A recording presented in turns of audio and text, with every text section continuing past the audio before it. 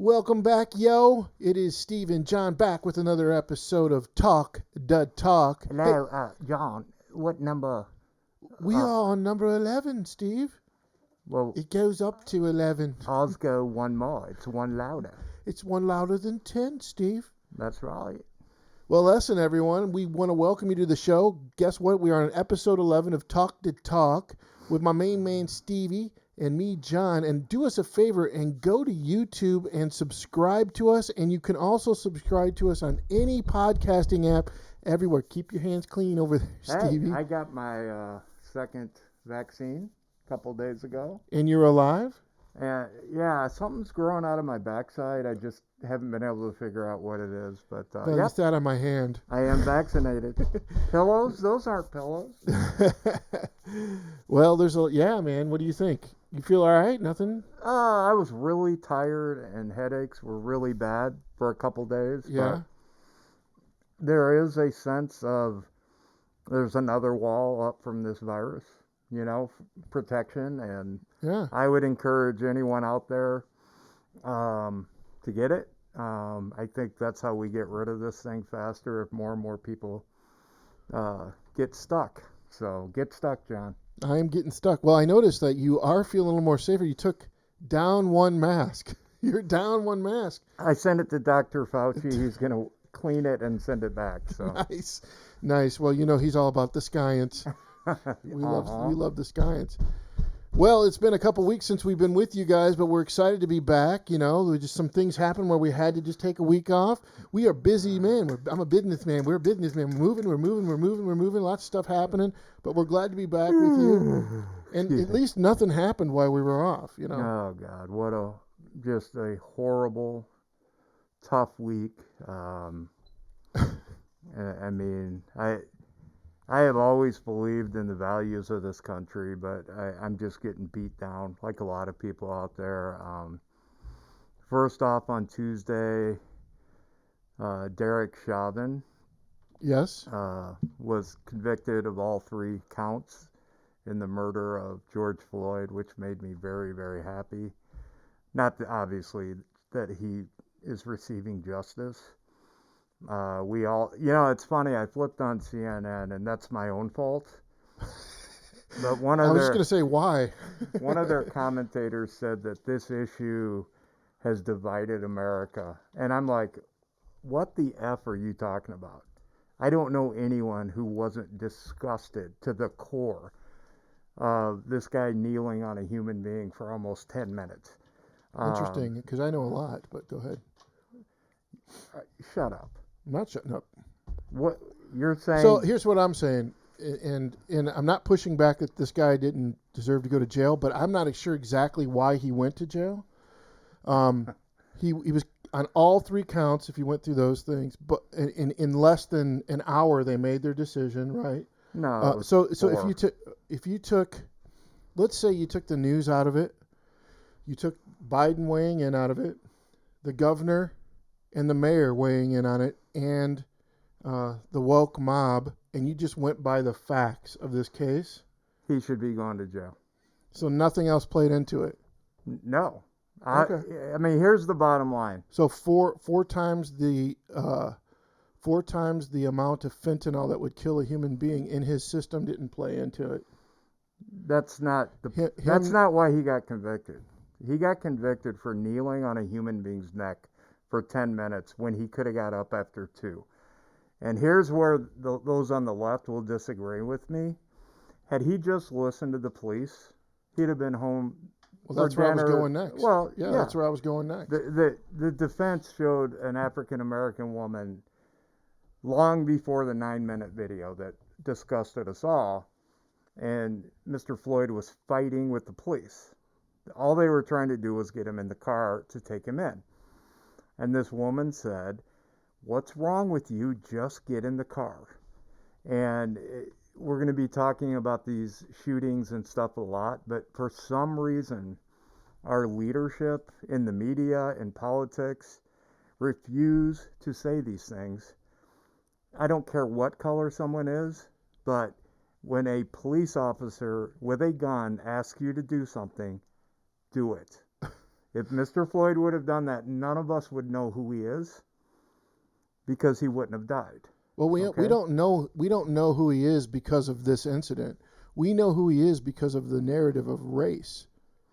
That's why we know his. The narrative on the media and why this man got convicted in my eyes was because they believe that white cops kill black people for no reason.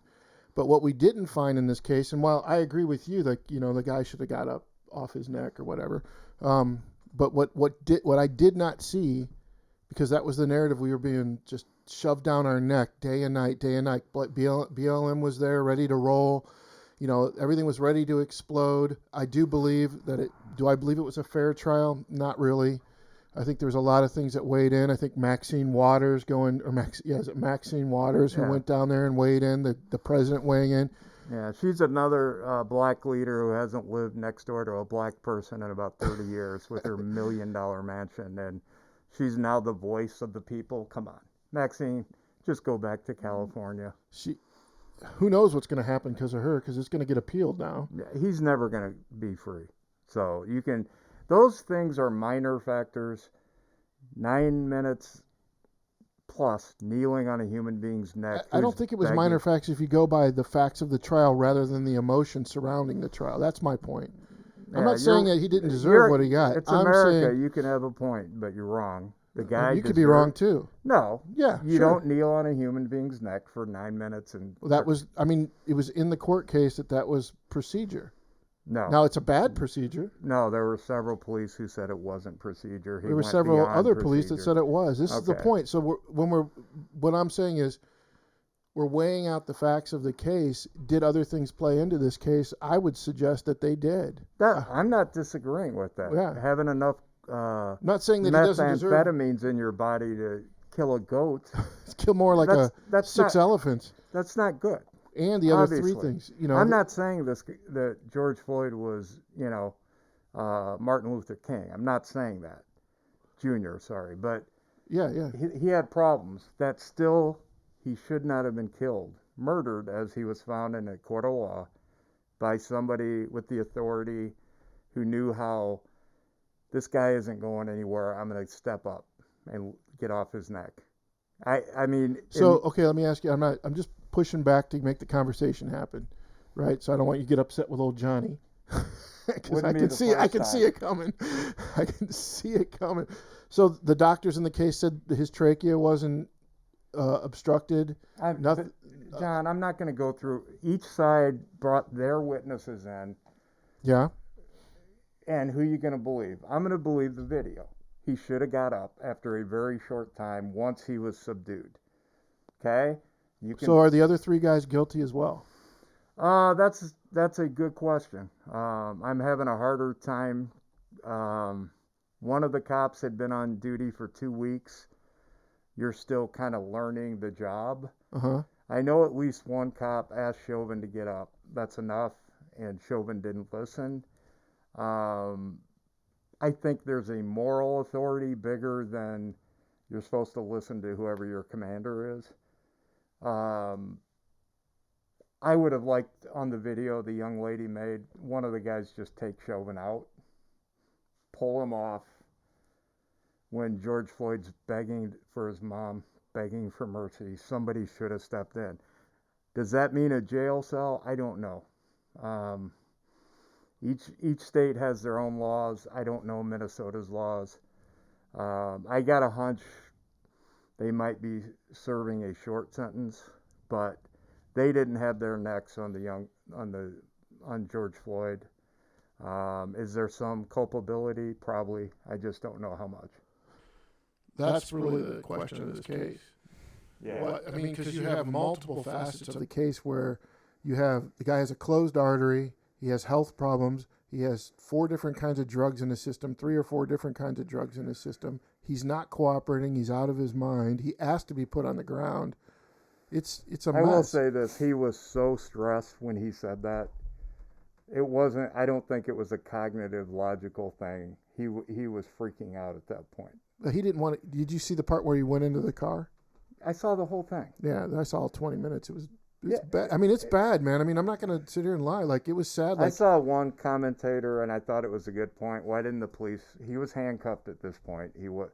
Why didn't they just back off and call for an ambulance, where they could have subdued the guy? Either, you know. Well, I mean, so this is the problem with all of this, because I don't know what these cops go through on a regular basis. Nor do I. Yeah, you know, I don't think the news media understands what cops go, and I don't even think this is a color thing. Like, whether it's with a crazy white man or a crazy African American, a crazy Chinese guy, crazy people of color, all colors, right? These cops are put in crazy, crazy spots, and they have to react within a second. Now, this wasn't a second, but what if you know their history? You know, we know what this guy was doing prior to that, not to get in all that. It doesn't justify him being dead right now, but I just don't know. When I'm listening to the woke mob and I'm listening to CNN when they talk about reform and defunding the police and craziness like that, I'm trying to go, okay, like, give me an alternative. Like, give me, what is the alternative when we're going to talk about another story later on the podcast here, or the video cast, and what do you do? I mean, like, where's the reform? I don't see where the reform is, other than, like, okay, get up. But they're dealing with crazy people who are telling lies, who are faking things, screaming out to mom all the time in certain areas of our country. And so I'm trying to figure out what reform means in this case. Well, we have to come to a place where we're not shooting every car we stop. I know that's an overstatement, but Totally, yeah. You know, I mean, that's what the media would have us believe. Like, every time a black person gets put over, that guns are out and no, fire. It's very rare, because most African Americans, when the police officer asks them to do something, they do it, and nothing happens. Okay, let me ask you this then. I mean, and I don't you feel? I feel. I don't want to put words in your mouth, but I feel for my African American brothers in this case. I do believe that some of this is real, right? I don't believe it's as overstated, like it's as rampant as the media makes it. Okay, I totally don't believe it. Statistically, it's not true. However, what's even worse to me is the way the media, by sticking up for these African American people, are portraying the people like they're helpless and ignorant and incapable of making a good decision, or taking care of themselves, or following directions, or raising their children to respect authority. Or how do you feel about that? That's the way you phrased it. There are children in every race that aren't raised correctly, that don't follow directions, that. So I'm not afraid. I'm trying to set the tone for how it's portrayed to us on TV. You get what I'm saying? Since we started this, 30 years in the media, most in the media are liars. They want their narrative to get out. Everything else is racism or hatred. So I'm not defending the media. I think they have caused this strife in our country. The politicians in charge don't care, because when we're out fighting with each other, they can do whatever they want, and not that many people are paying attention. So ultimately, this narrative is for a grab of power. Oh, that's all we're seeing right now. Yeah. Now, you were in media for a long, long time. Did you feel that vibe when you're in the media? Like, did you feel like? Did you ever look at your peers, not to name names? I'm not going to. Yeah, I was like, one of. What the heck are you talking about? I mean, I worked in a local setting, so the national politics were not quite what they are. Washington, New York. Yeah. I had a great rapport with all my fellow employees, but we disagreed politically on almost everything, and I kept my mouth shut, unless somebody asked me my opinion on something. But Derek Chauvin got what he deserved, my opinion. Yeah. And it's a shame. So in your opinion, it was a completely fair trial? Again, it's a word game. Completely fair. What is completely fair? There isn't much, but Based on the evidence, this guy Yes. was supposed to be of all three.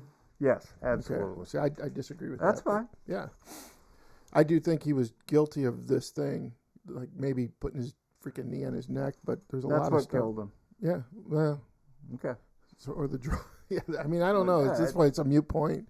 Yeah. But I mean, like, what I don't see is the race angle now, which is how it was portrayed to the world. That's all we can look at everything now. You get what I'm saying, though? Like, I went to Dairy Queen the other day and I got a chocolate ice cream cone, and somebody called me a racist. So wow. that's where we're at now. Oh my gosh! Well, seriously. don't get any Oreos. Every time Jen Psaki or Biden or Kamala speak, everything's race. I've lived on this planet a long time. Almost everyone I've known didn't care about race. They cared about people and how people behaved and how they interacted with them. They did not care what color someone's skin was. And this idea that we're all just going around and it's insanity, and it's far from the truth. Yeah, I mean, you were talking prior to the show, and we're like, we sort of grew up together, but I don't know. I can't name one person I know who's like, yeah, let's pro racism. Let's kill black people or kill. I don't know any African Americans, by the way, that go like kill Whitey either. So it's the other reverse. I think there's discussion to be had and room to have discussion if we turn off the news. But I'm not necessarily sure the divisiveness that's being portrayed is what we're seeing. We'll see in a minute what somebody from CNN says about fear, and that's a great point. You want to go to that one? Right. Whatever you want. All right. So let's. So we're gonna. Steve's referring to Project Veritas. Project Veritas, which I'm gonna put it up in front of us in case you're watching the show, and we're gonna sort of talk about it. But this is. Want to set it up real quick? Project Veritas. Yeah, go ahead. If there are any media in America left that are worth their salt, Project Veritas is one of them. They have no backing from corporate this or corporate that. They're not connected to a political party. They do investigative research, journalism on a lot of topics. Many in the left don't like them because this group will they expose what's really happening behind the scenes. Right. So they did something with leaders from CNN about what they do, their only goal every time they walk into a newsroom. So let's take a look at it, John. Okay, and let's just say this is Charlie Chester, the CNN technical director. You'll see it as the video plays, and here we go. I think we got him for this term. We would always show shots of him jogging, him in aviator shades, and like you paint him as a young geriatric. We were creating a story there. We didn't know anything about, so I think that's propaganda. Look what we did. We got Trump out. I am 100% going to say it. And I 100% believe it, that if it wasn't for CNN, I don't know that Trump would have got voted out. Our focus was to get Trump out of office, right? Without saying it, that's what it was, right? So our next thing is going to be for climate change awareness. Okay, let's pause it right there. So here we have the CNN. What is he? He's an administrator for certain. He's like in charge, one of the production agents behind the scenes, and they're openly saying, because I think he thinks he's on a date or something like, right? No, I mean, these are undercover videos. Yeah, yes, they're undercover videos, and they expose, like, you can tell he's having a drink right there. It's V8. It's V8. Well, what is it like? I think CNN's ratings since Trump has gone out of office is 68% lower. And what's that potato head guy, Stelter? Yeah, I don't watch it. I don't watch any of it either, but I mean, he's sort of that goofy looking, like a potato head dude, and he's just a ball of sunshine. But his has gone down like crazy. Well, I don't know if it's on this video. I've seen several of these. This guy talks about they found a video of Trump speaking where one of his hands was shaking a little bit, which all of us, our hands shake a little bit now and then. Trump might have been outside where it was cold. They went and got 3 doctors in on a segment talking about the shaking hand is a result of mental illness or something like Are you this. serious? Then the guy calls it propaganda. So next time you turn on CNN, understand this. They're making a mockery of journalism. They're lying to you, and they're doing it undercover until a group like Project Veritas comes and shows. Absolutely, and they're doing defiantly. They're preaching negativity, almost cultish like, in order for you to watch and to get to the result that they're looking for. You agreeing with them? Yeah, and so it's sort of a clickbait kind of attitude, but they're doing this on a daily basis. So to me, like hourly, every second they're doing this. yes, they're looking for something to stick on the wall. So right now the issue is race, until the next thing. But I mean, isn't that what you're sort of hearing? Well, with Trump, they had Russian hoax and whatever, and they're throwing everything up there. His hand twitching. Like him talking about the wall. Well, let's not forget somebody from CNN gave Hillary Clinton the questions before one of the debates. That's true. One of the and reporters. that chick, her name's Donna. Is it Donna Brazil? Brazil? And now she works on Fox of all places. She's on Fox all the time. Yeah. Yeah, and nobody cared. Nobody cared. Nobody said anything. Yeah. They just vote for Biden. Let's watch the rest of it. There's 8 minutes of this, so we're just gonna. We'll just go a little bit more. We Yeah. don't have to watch it all. Here we go. I think it's gonna be just like a lot of fear, kind of. Yeah, fear sells. Fear sells. No one ever Fear says sells. those things out loud, but it's obvious. And what is it you do? Technical director, it's one step down from your own. Okay, so this is sort of like a presentation. There's 3 of these videos that it's a half hour long. So they're talking about fear selling. You want to go a little more? Yeah, just a little more. Okay. Our focus was to get Trump out of office. Without saying that, that's what we're after. Trump was hand shaking or whatever. Here it is, what you were talking about. It's not fit. We were creating a story there.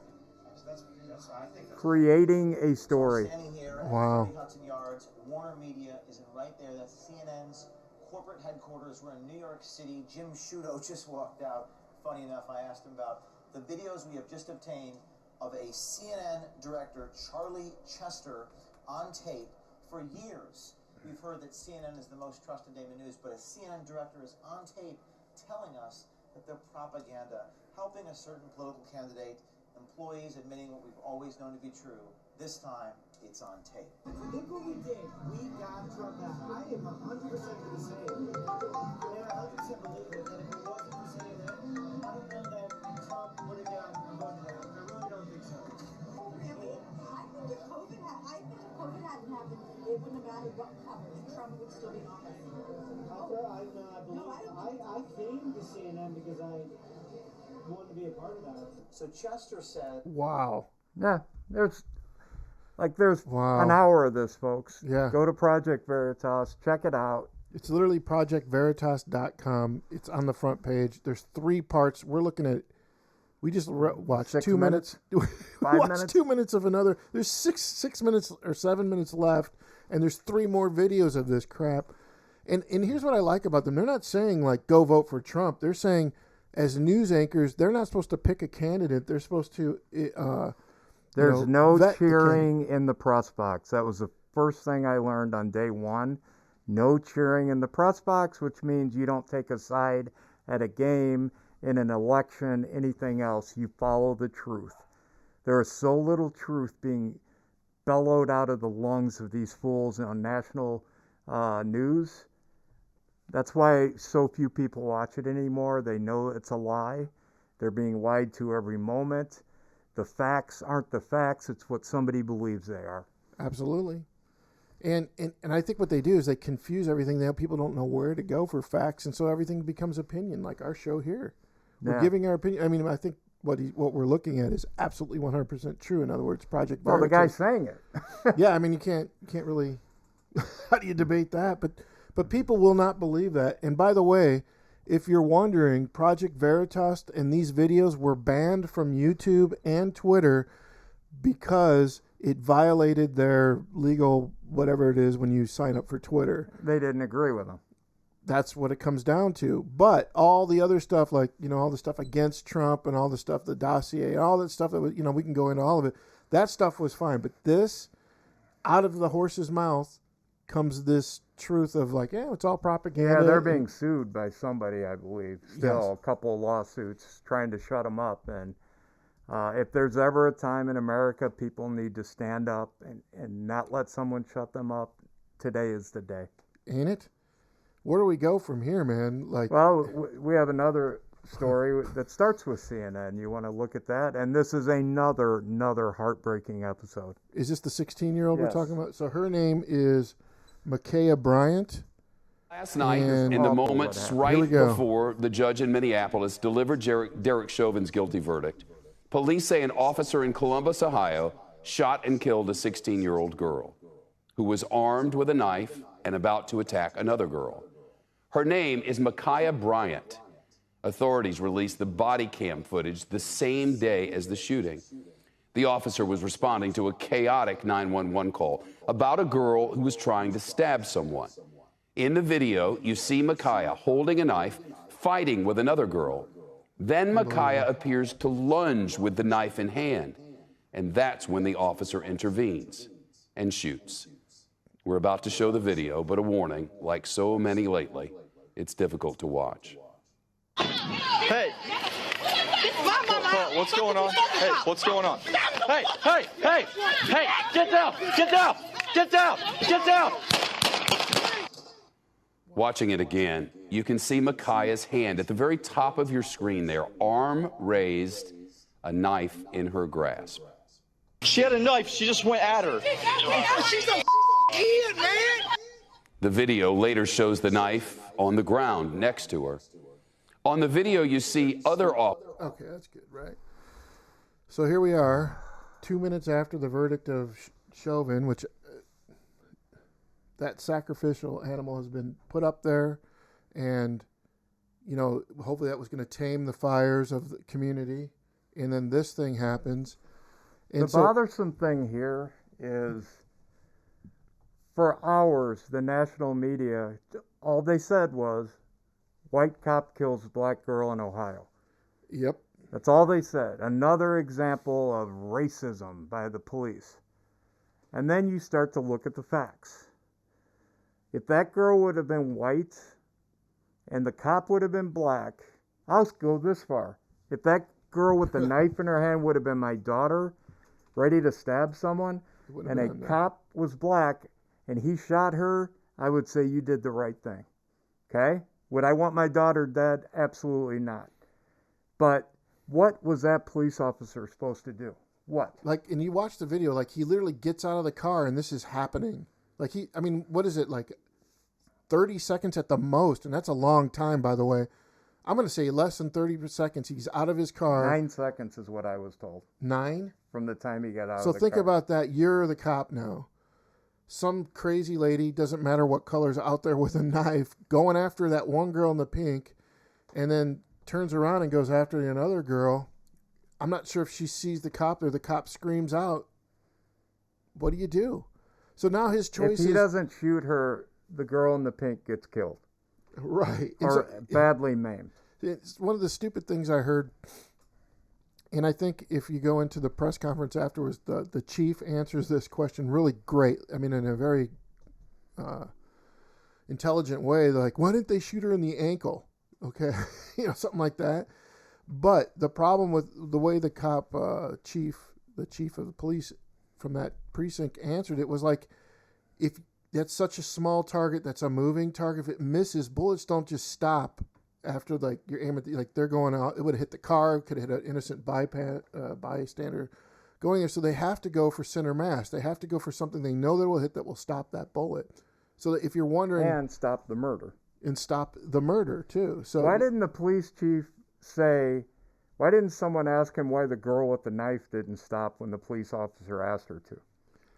Well, I personally think you could ask that about all of these cases. Right. Even like, I don't like that lady with the taser that grabbed the gun. Like, that's wrong. But the guy, I mean, like, that guy is trying to get away who forced her to react. Now, I'm not saying that she did the right thing or anything. All I'm saying is, It was a horrible mistake. But if that Absolutely. young man goes to the police station, he had some charges against him. He'd be alive. He would have been home by dinner that night. It wasn't the kind of charges. Or at the very least, alive. Right. Right. So the common denominator in all of this is this is what I don't understand, and nobody's saying any of this, is why aren't we listening to the police? If you have a sense of fear or danger, isn't that even a more reason to listen to the police? You know what I believe, John? These kids have been lied to by the media all their lives. That's what I was going to get at. They are told the police are just out looking for blacks to kill. You hear it over and over and over again. Like Goebbels said back in World War II, it becomes the truth in your mind. Does it really happen? No. Does it happen too much? Yeah. We all want to see the shooting of young people to end. We all want that. Black, white, green, yellow. But if that is in your head and you believe the cop who's just going to give you a speeding ticket is there to shoot you, you're probably going to make a move that puts you in danger. Okay? And or react based on false pretenses. Yeah. But, I mean, this goes to the deeper issue in our society, which is this idea of systemic racism that we have not improved at all, and that every institution that we have or are involved with, no matter what it is, was built by whitey, and therefore even the Constitution itself, and therefore needs to be broken down. And I think that's a direct insult to people like Martin Luther King, who gave his life, gave us a message, gave us a way of protesting for his people, and you cannot tell me that did not matter and there wasn't change from there on out. Absolutely. And so this is the problem with critical race theory. This is the problem with the narrative that's been this narrative that is taking on by the news. Make no mistake, and you've already hit on this, and we're looking at it at Project Veritas and our other screen over here, is I believe it's clickbait. It gets a group of people that buy into this crap to keep clicking, keep reading, keep listening, keep getting them all riled up, and the end result is what you just said right there to me, which is you've scared the crap out of people. It creates division. It creates more chaos, which creates more stories, which creates more narrative, and it's just this endless cycle. Even though there's been tremendous progress, real progress, that has happened over the last 25 years. LeBron James, which we'll get to in a second, raised by a single mother in Ohio. Yep. Now worth $1 billion, one of the most famous people on the planet. I love the LeBron James story. It's wonderful. He's telling with $1 billion, he hasn't lived next to a black person in 30 years either. 25, whatever. He's so wealthy. Yet he keeps saying this country is racist. Yet every time he goes to play a game, 90% of the crowd is white. They're applauding him and asking for an autograph. That doesn't happen, LeBron, in a racist country. Okay? You don't have $1 billion. Yeah. Every pro athlete who is black, and there are thousands of them, is a millionaire because that is. Kamala Harris is our vice president. It's Kamala. Kamala, whatever her freaking name is, I don't care. But I should care. I'm sorry, but the point is, she's up there giving these crazy speeches that don't make much sense to me. Yet she's a product of progress in this country. At one time, that Kamala was on stage accusing the guy that she's serving in office of racism. I mean, everybody knows it, and now it's forgiven because what? She got the position? She votes the right way on abortion. That's what it's about. There it is. If you want to look up, you want to Google Joe Biden and racist comments, you'll be online for about 2 hours because that guy's history is really bad. So it was even bad during the campaign when the 3 or 4 times he came out of his hole. Yeah, but anyway, after the shooting in Ohio, which is heartbreaking. Yeah. And one last little tidbit. There was a African-American male, looked like in his mid-20s, who was screaming at the cop, "She's just a kid." Where was he when the 16-year-old was wielding a knife going after people? He's just standing there watching it, and it actually Great looks like point, Steve. So he you're, kicks yes. at one of the girls. Yep, watch the video again. We can watch it again if you want to see it. My point is, police can, and by the way, when this started, African Americans called the 911 to get begging the police to come there to stop the girl with the knife. Yes. So this cop wasn't going around looking for a black to kill. He was answering a call. He got there, and it was so out of hand, he had to shoot. Otherwise, someone else would have died. I think you hit on a great point. Where are the peers going like, hey, you can be mad at people. You just can't go like fist fighting, the fisticuffs, and then it's one level of fisticuffs, right? That's what we did back in the day. We'd fight, shake hands, and that'd be it. And barely fight. It wasn't like fight to the death. Right, It wasn't like gladiator. It was like whatever you called me on the basketball court. You just couldn't back down kind of a thing. Like, but it wasn't like we really didn't intend to hurt. We just intended to say, like, this is our space kind of a thing. Yeah. But even on that level, there's one level of like, let's fight and throw a punch. There's another level when you go to the kitchen and grab a butcher's knife. And this was a one of them big freaking knives. And you start going at somebody and nobody cares. Right. Nobody cares. Now, the neighbors care enough to call the police to go, what the heck is going on over there? Actually, the first 911 call came from the house where this happened. Oh, I didn't even know that. That's okay. what I heard on the news. So somebody cared enough, but they didn't want to get involved because they were probably afraid. Right. But there's peers there right there that could have stopped this whole thing and nothing could have happened. And it's just awful. Can we go to LeBron? Yeah, let's go to LeBron because why not? I got to find where he's at here. So shortly after this shooting, which I think was Tuesday, right? Yeah. LeBron. Yeah, there he is. Yeah. You're next. He puts out a tweet with a photo of the police officer who stopped the murder and said, "You're next." Okay? Within a very short time, LeBron had to take it down. Okay? Had to take it down because he realized he was wrong. I give him credit. But he's just put a bounty on this cop's head. Okay? Well, he has. Yeah. Somebody could have read that tweet and got all riled up in their head. I'm going to bring justice to this situation. If you would just sit and look at the video, if that cop doesn't shoot, someone else dies. So, and what if the cop would have got there and not shot? And well, see, this is what they don't understand what they're doing. Because what is going to happen, and it's going to, let's be honest, it's going to affect African American communities more than, quote, white privileged communities, right? Like, by him doing that, he's going to, what happens if the cop doesn't show up? Then it's like, well, where were the cops? Right. Right? And then so they're making these cops make unbelievable choices that there is no win in. And so they're going to just look out for themselves. You know what I'm saying? Like, well, is it worth it for me to go there if it's going to cause a riot, or if it's going to cause LeBron to bring a mob down on me and go to my house or affect my children at school? he's not leaving his house to do that. Whom? LeBron. He's just going to... No, but he'll call the mob to go do it. Yeah, he'll call that right. BLM to go do it and blah, blah, blah. Here's what I did this a few weeks ago. LeBron, your story is amazing. You're an unbelievable basketball player. You might have more influence on our nation than anyone else.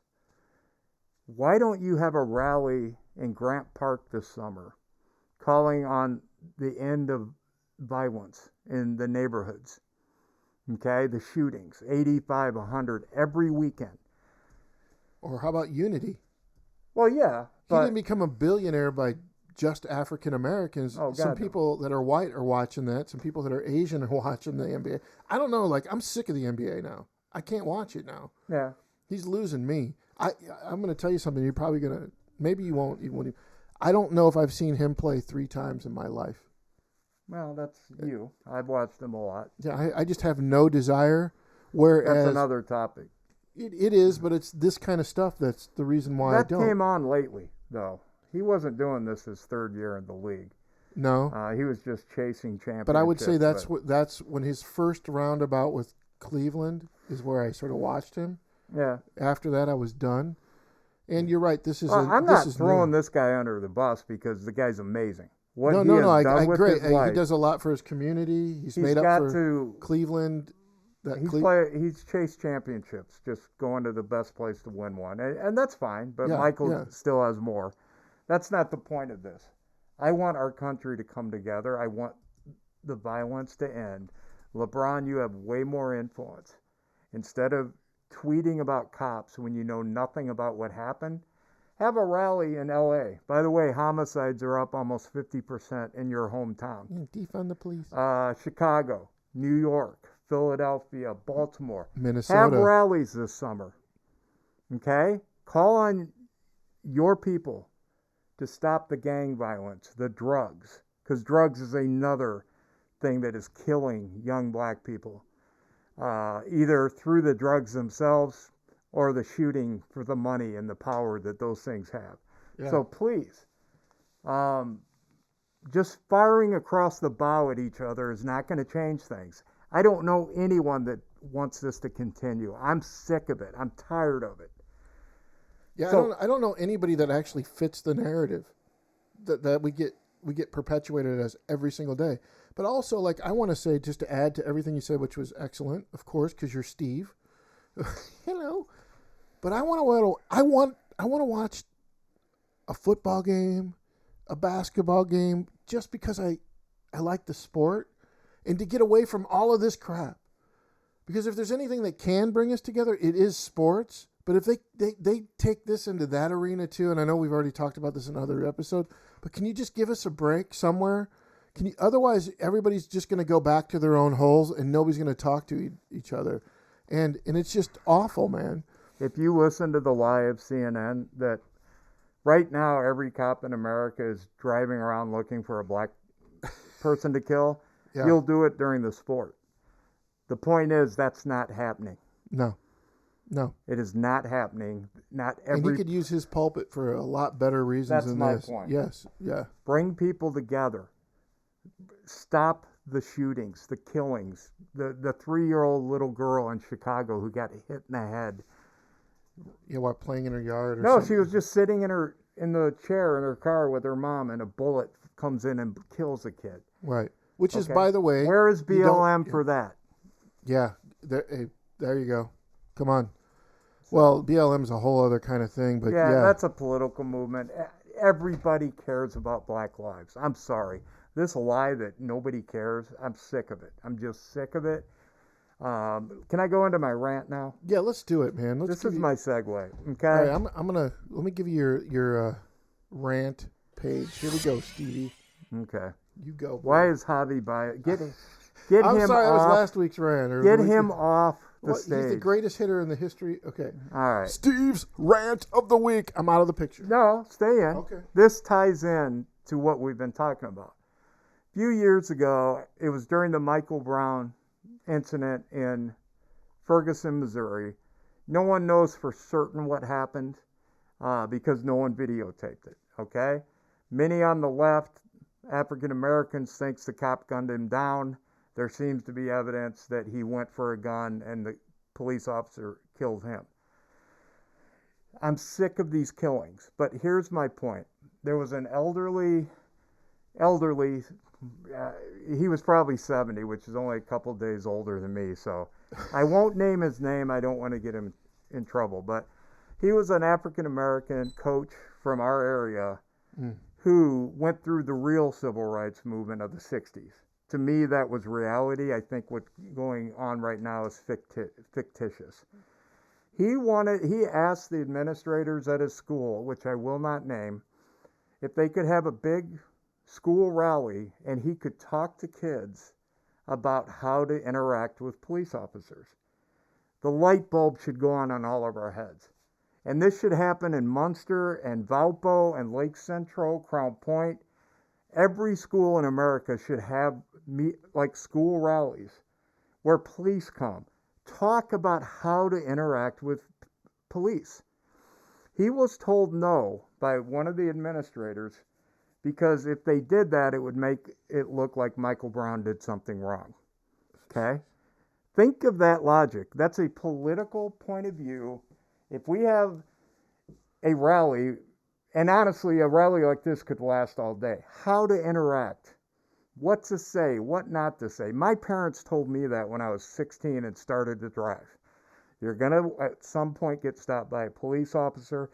This is how you act. This is, and well, for those his story is worth hearing. This, you know what I'm talking? The story of his interaction with that time, in that era, with the people, where real racism was a thing. It Right. was segregation was a thing. couldn't here's vote a man who, in some states. yeah. I mean, he couldn't even go to a restaurant in some states. You know what I mean? But the point is, like, here's a man who lived through it. Like, you could hear his wisdom, and to withhold that knowledge from the next generation, that's the crime. Yeah. That's the crime. Yeah. And listen, I have dear friends from the inner city. Rodney Williams at 21st Century, love that man. Coach Moore at Hammond High, love that guy. I could go on for 45 minutes. The coaches, the athletes I got to write about, cover. Kenya Steins out of Gary, I love that guy, man. And we used to talk about these things. And I realized I could never feel what they felt because I didn't have the same experiences. But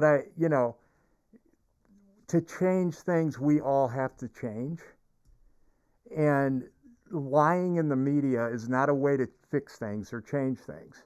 Come on. So I'm tired. I'm sick and tired of young African Americans dying. Okay? And just to be clear, more whites get killed by police every year than blacks. Yep. I don't want to hear about those stories, even though we never do when they happen. That's just the nature of the media right now. Yeah, it doesn't fit the narrative. Yep. So please, this is my rant.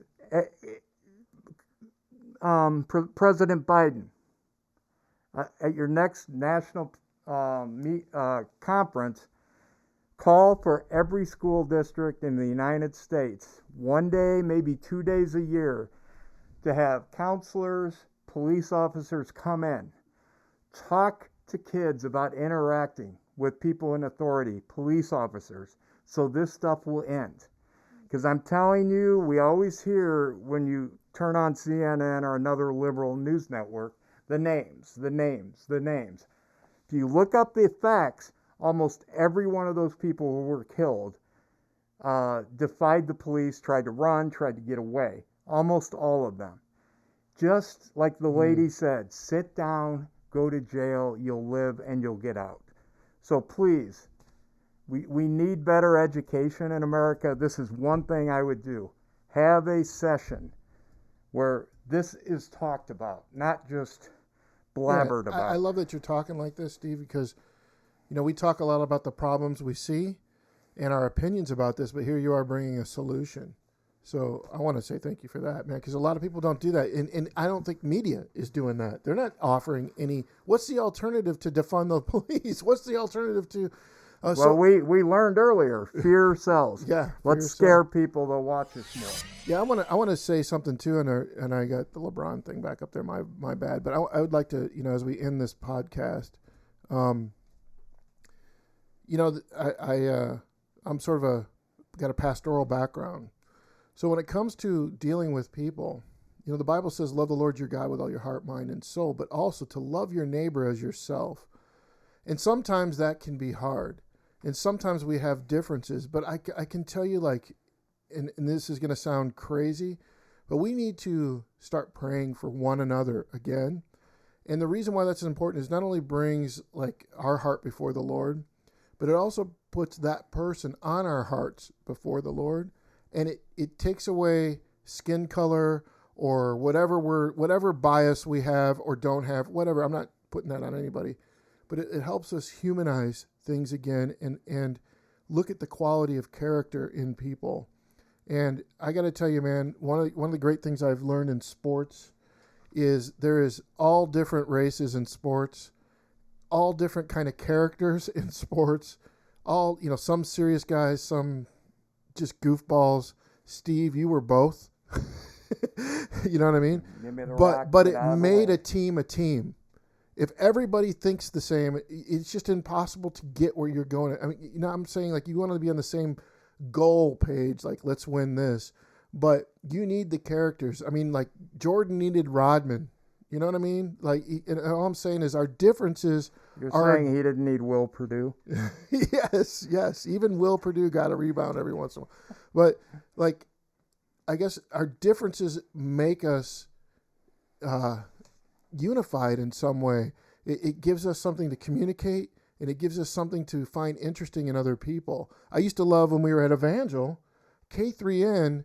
You know, we had the great athletes and the biggest nerds, and sometimes both. You know, That was me. Both. Yeah.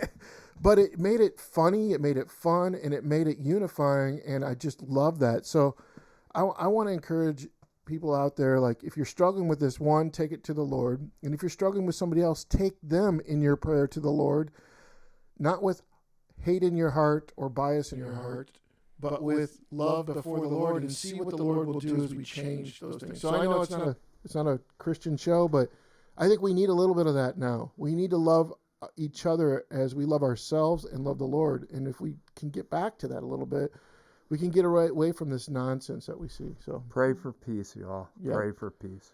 all right. Well, thanks everyone for listening. Crazy show today, but we're glad to be back, and we're glad that you listened. Steve, thanks for all your insight today. We love you guys. Have a great week. We'll be back next week at the same bat time. Peace out. We love you. Go to YouTube, go to Facebook, and subscribe on our podcast on any podcast app at Talk to Talk. And hopefully we can have a couple jokes next week. Amen. All right, man. We are out of here. Thanks for everything. We'll see you next week.